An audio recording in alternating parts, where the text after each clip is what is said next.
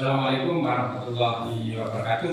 Waalaikumsalam warahmatullahi wabarakatuh. Selamat siang.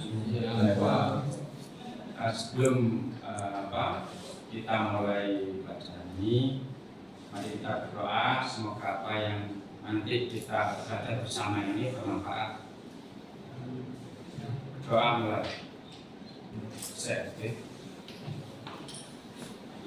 Perkenalkan, nama saya Pak Hadi Prasutyo, ya panggilannya Pak Haji.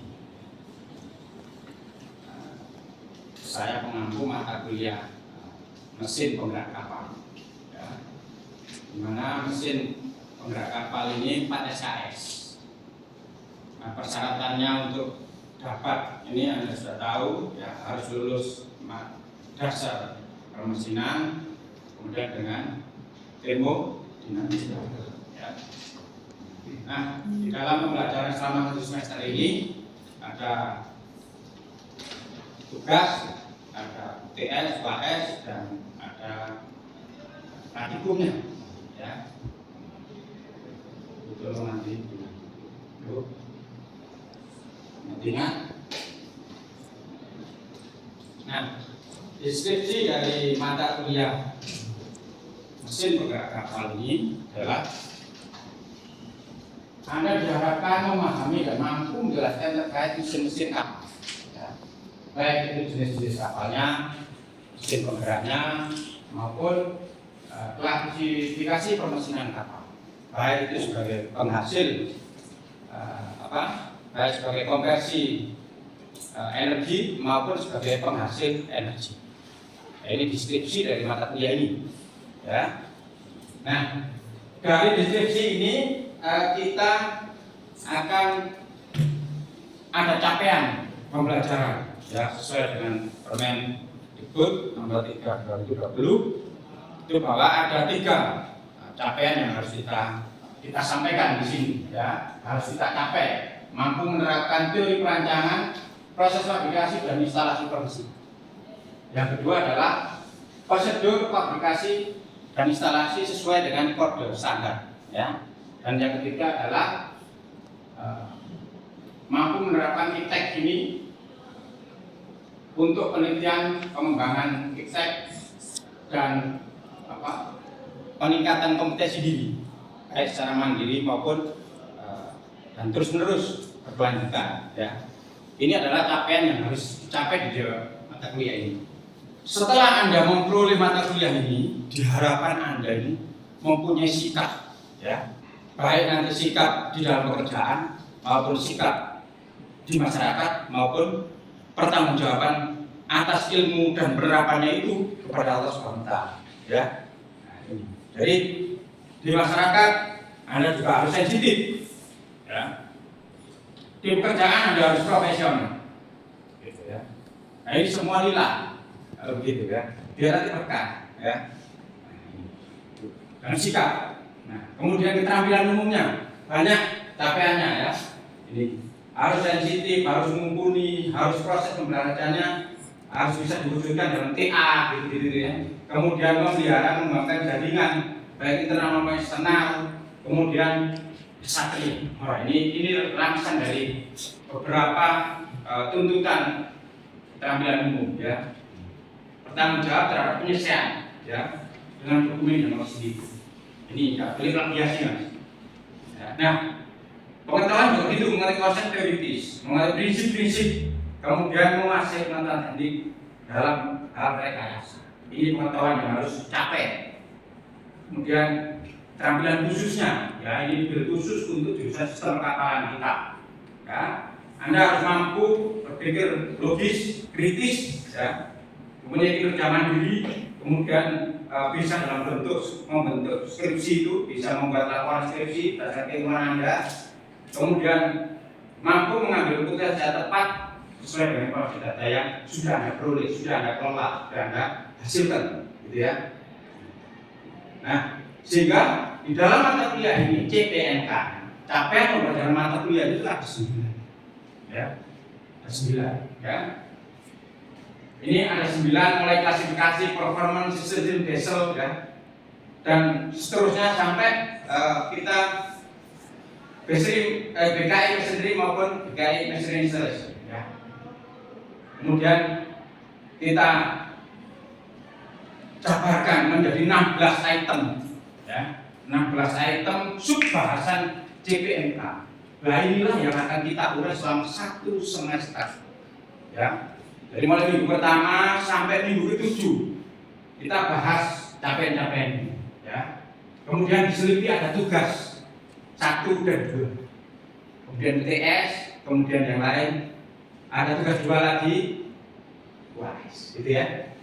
Di dalam mata kuliah ini, ya, tugas-tugas itu ada paper, ada telaah di mana, educating di workshop, kemudian ada presentasi, ya, kemudian juga ada nanti ada artikel ending performance, ya. Itu nanti biasanya dilaksanakan di minggu 12 sampai 14. Anda harus menyisihkan waktu memplanning mulai sekarang karena itu diadakan di luar pembelajaran begini.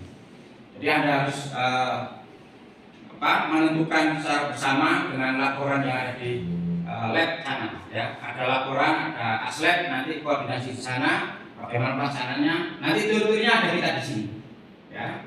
Ini terkait dengan, nah, referensinya, ya, kita pakai referensi buku ini.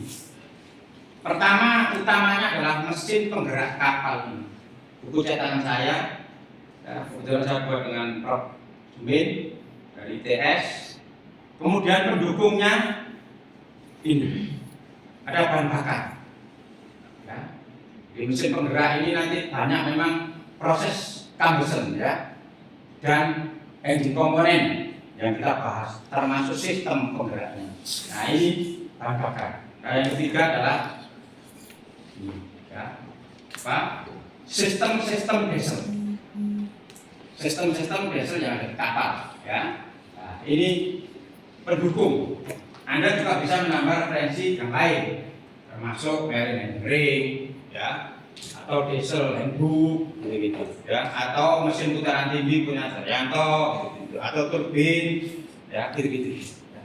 Boleh silakan. Nah, semuanya ini nanti bisa Anda, ya, lihat di siakat, ya.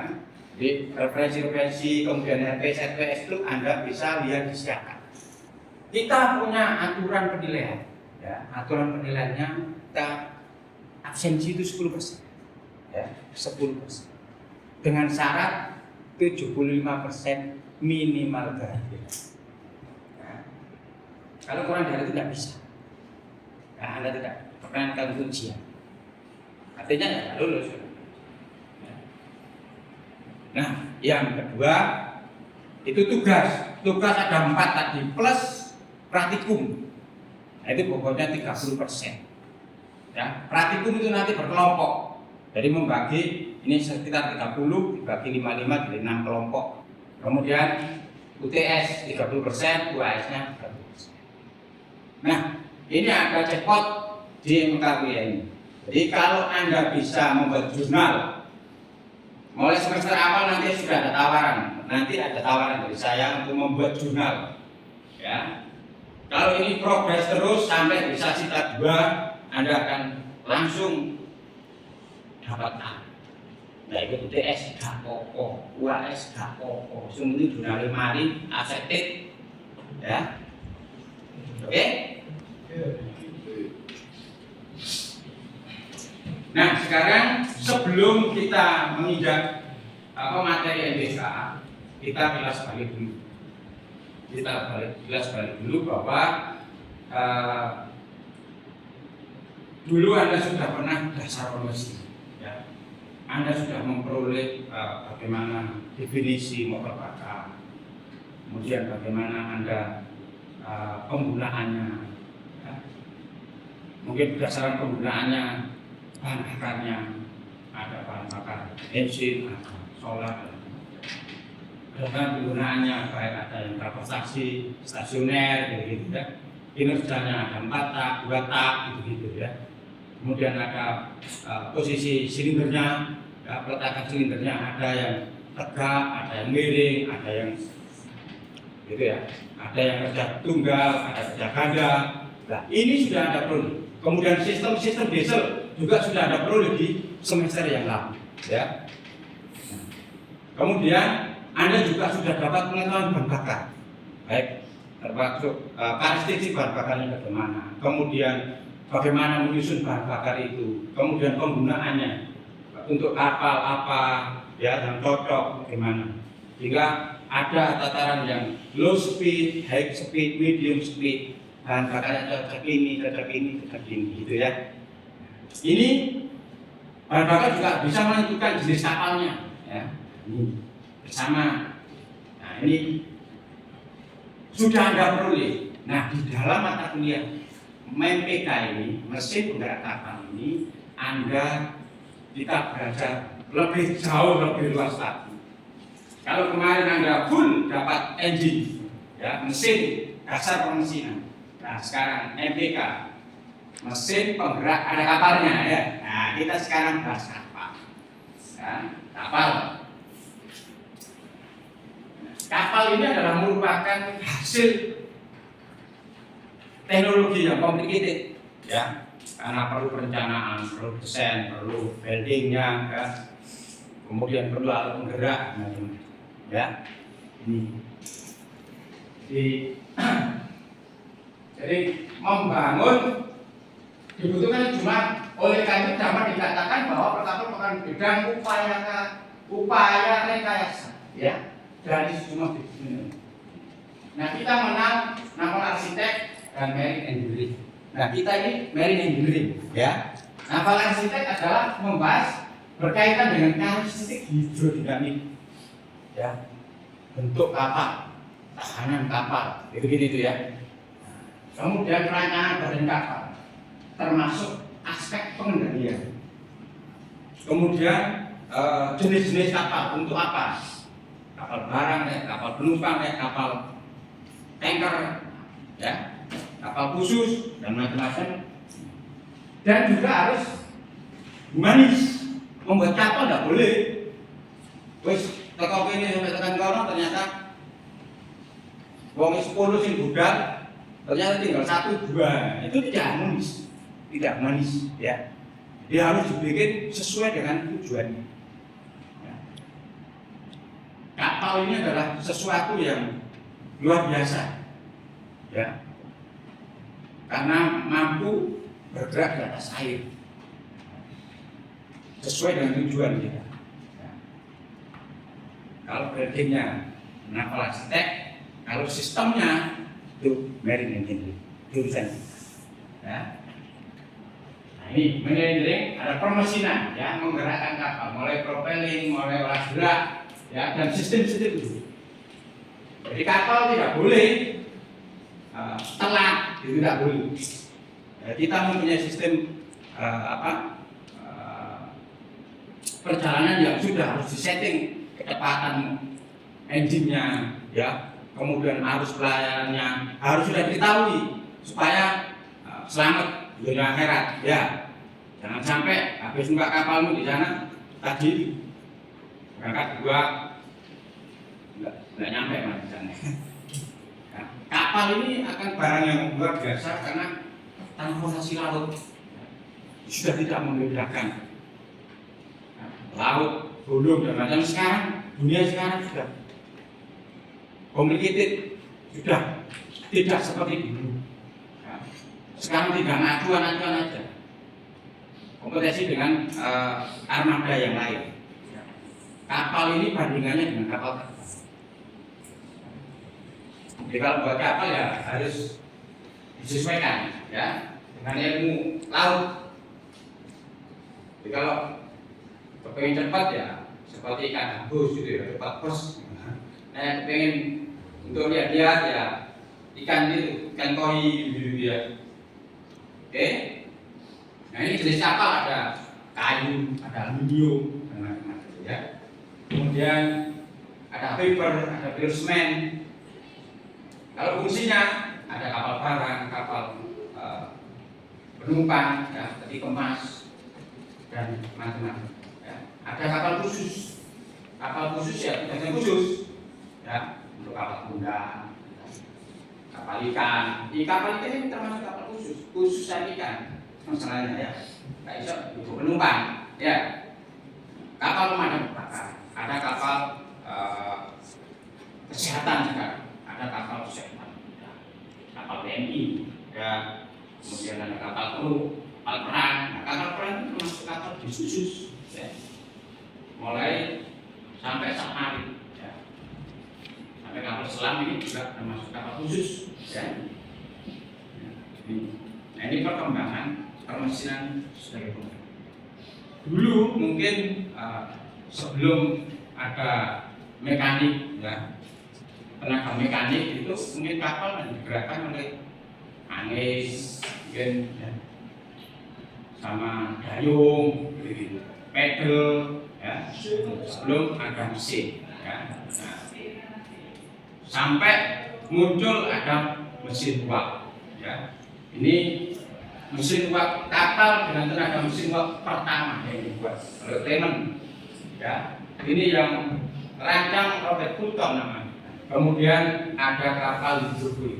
Nah, ini kapal tenaga dengan diesel dan jet, water jet. Kapal dengan dua penggerak, sistem penggerak. Ada dieselnya, ada. Jadi di saat mungkin di pelabuhan dia pakai diesel. Kemudian begitu sudah ada yang bebas hambatan, dia langsung maju dengan water jetnya, kapal hidrofoil, ya. Jadi terangkat dia. Kemudian water jetnya ini yang berjalan, yang berat. Jadi tahanannya kecil, makanya dia tetap, ya, tahanannya. Jadi kapal itu sepanjang tahanannya kecil, ya. Kalau masih nyilam air, ya, kena air itu namanya kapal. Kalau sudah terangkat dari air sudah nggak kapal lagi, kapal terbang. Tapi kalau nyilam ya kapal selam. Nah, kapal selam ya tunduk-tunduk, nah, itu cepat. Tapi kalau untuk cepat, kapal dibikin dengan tangan yang paling sedikit. Nah, ini ada hovercraft, ya. Hovercraft ini di kapal ini dinaikkan dengan balon, ya. Di balonnya sudah ditaruh di bawahnya nanti kasih tekanan, ya, sehingga nilai geseknya juga kecil. Ini juga akan jadi salah satu cara untuk bagaimana kecepatan itu bisa disolusi dengan cara-cara sistem penggeraknya, ya. Ini airboat, ya, ini biasanya untuk kondisi perairan yang agak kotor dan banyak liku-likunya, ya, banyak hutan, di tengah hutan dengan aliran air yang kecil. Nah, ini dan sampah-sampahnya banyak, gitu-gitu. Nah, ini karena propellernya enggak kena air, dia pakai kipas, ya. Kipas angin pusing di rumah itu bawahnya ini bisa dibuat rel, ya. Oke, ada yang katamaran begini, ya. Ini katamaran, ya. Jika bakal katamaran. Oke. Sekarang kita bicara mengenai sistem penggerak. Jadi sistem penggerak ini ada sistem penggerak utama. Sistem penggerak utama, ya. Sistem penggerak utama ini ya.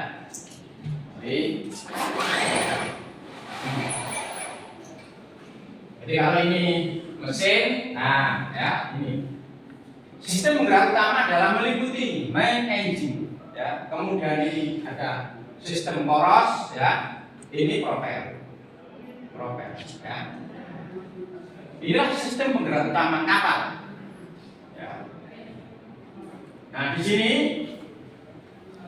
karena kecepatan ini luar biasa, padahal ini juga kalau ini kecepatan ini untuk kapal kecil.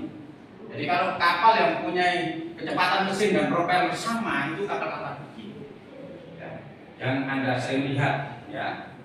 Tapi kalau untuk kapal besar dia harus punya gearbox. Gearbox ini tujuannya adalah untuk menaikkan dan menurunkan putaran. Jadi putaran mesin di main engine ini disetting dengan kecepatan berapa, nanti tinggal ngatur kompas gigi. Ya, pembagiannya ada di kompas. Jadi susunan roda gigi ini tujuannya adalah untuk mengatur baik untuk kecepatan kenaikan maupun penurunan kecepatan.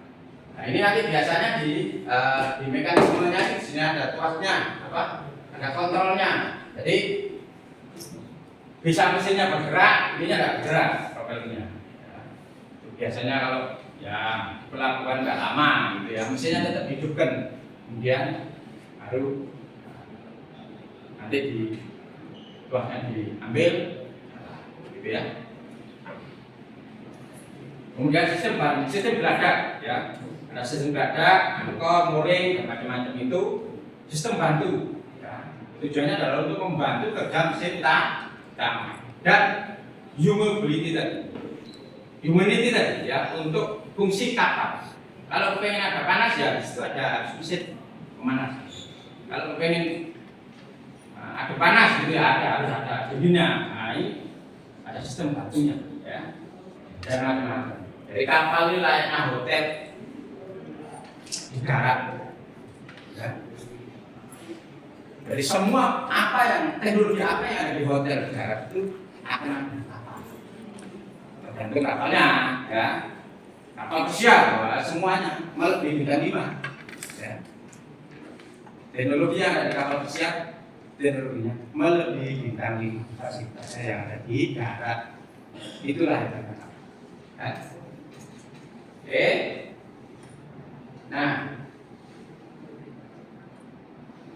mungkin untuk awal pertemuan ini kita cukupkan di sini ya, sampai sistem penggerak utama batu dan ornamennya di kapal ya. Nah, mungkin dari paparan saya mulai awal sampai ini, mungkin ada yang bertanya. Silakan. Oke, monggo. Apabila kapal itu mempunyai susunan penggerak diesel dengan turbin, bagaimana cara kerjanya di kapal, Pak? Oke. Jadi susunan penggeraknya ada diesel dan turbin. Itu ya, Mas ya. Nah, ini turbin. Nah, ini ya. Katakanlah ini dieselnya, ya. Ini turbinnya, katakanlah ya. Kemudian ini propellernya, begitu ya. Misalkan. Nah, ini ada pengaturnya di sini ya. Nah, di sini ada pengatur tenan. Dibuat untuk gantian. Nah, diesel ini biasanya di saat awal mau berangkat di pelabuhan itu sampai ke area tertentu mau menuju tengah laut, ini biasanya dia pakai di jadi dengan kecepatan rendah ya, dengan memperhitungkan lingkungan sekitarnya, mungkin masih banyak kapal, mungkin lalu lalang kapal dan macam-macam. Nah, ini pakai mesin diesel. Nah, yang ini turbin. Di saat di tengah kapal sudah bebas hambatan, dia akan ganti diesel itu diganti akan pakai turbin dengan kecepatan yang sudah menit. Ya. Nanti nyampe pelabuhan juga gitu. Mau nyampe pelabuhan dia off-kan turbinnya pakai gas lagi. Ya. Ini namanya pasangan father and anak dan bapak, jadi father and son. Ya. Oke. Ini yang kedua. Gimana Pak? Kapal dalam melaksanakan tugasnya itu juga dan melakukan perjalanan pasti membutuhkan bahan bakar. Mohon dijelaskan bagaimana sistem bahan bakarnya. Oke. Jadi Pak, mesin ini kalau nggak bisa bergerak kan nggak ada bahan bakarnya. Nah, jadi harus di sistem, ya. Jadi di kapal itu ada namanya bunker tangki induk, ya. Ini dari tangki ini akan berjalan menuju mesin, ya, mesin. Nah, pendistribusian ini perlu bermacam-macam armatur, ya. Ada pompa transfernya di sini, kemudian di sini ada shelter tanknya ya untuk supaya ini ada pengendapan. Ya. Di sini ada tangki harian, di sini ada kalau memang bahan bakarnya itu HFO katakanlah ya, dia harus ada HFO, tangki HFO, ada tangki MBU ya. Ini diganti, jadi mesin ini dinyalakan dan dimatikan dengan bahan bakar MBU dengan cara, nah, jadi startnya pakai MBU, kemudian dalam waktu tertentu kalau dirasa sudah cukup rata dan macam-macam kecepatannya, dia ditutup gas sedikit, HFO-nya dibuka gas sedikit, ya. Begitu sebaliknya kalau mematikan, gitu ya. Jadi ini perlu ada sensor-sensor. Ya, ada diskometer, ada saringan dan macam-macam, ada pemanas dan tergantung bahan bakar. Mungkin secara singkat sistem bahan bakar ini. Oke? Ada pertanyaan lain? Ya, monggo. Dalam contoh patak Ya. yang menyebutkan bahwa kalau itu hanya memerlukan 2 kali putaran poros engkol. Nah, itu rusnya gimana, Pak? Oke. Nah, ini Mas ya. Jadi 4 tak ya, 4 tak itu kerjanya Anda sudah tahu dulu di dasar pemesinan ya, bahwa kalau katakanlah ini mesinnya ya. Nah, katakanlah ini mesinnya ya. Nah, ini TM tadi ya. Nah, ini katakanlah ini TMA ya, TMA TMB ya, TMB. Nah, waktu hisap dari TMA ke TMB itu engkol bergerak 180 derajat sini ya, 180 derajat ini dulu ya, jadi lurus gini, ini 180 derajat ya.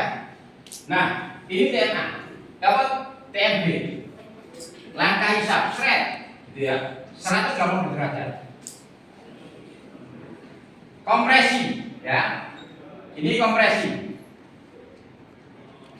putar seterusnya sampai 0 ini ya, sampai 0 sini, sorry ya.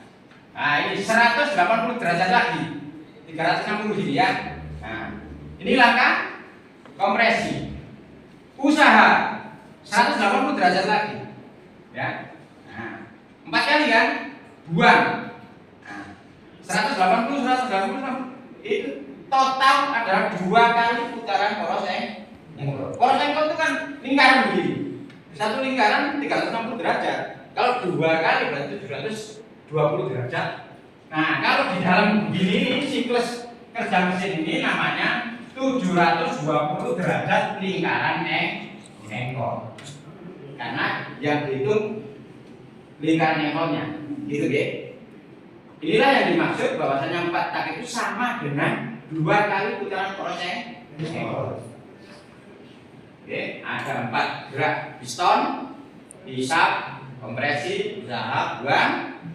Nah, ini kalau dihitung di jumlah dengan engkolnya ini, setiap putaran, setiap langkah-langkah itu di total 720. Kalau nanti mesinnya banyak, ya, filternya banyak, ya tinggal bagi aja. Di setiap pembakaran sekian derajat. Umpama ada 3 silinder, berarti tambah 3 bagi 3, 240 derajat. Nah, mesin ini setiap 240 derajat dia akan terjadi pembakaran. Itu 4 langkah. Gitu Mas. Ya. Mungkin itu yang bisa saya sampaikan. Saya cukup sekian. Ya. Materi yang lain nanti kita bahas minggu depan. Oke, kita lanjutkan. Kita akhiri. Assalamualaikum warahmatullahi wabarakatuh.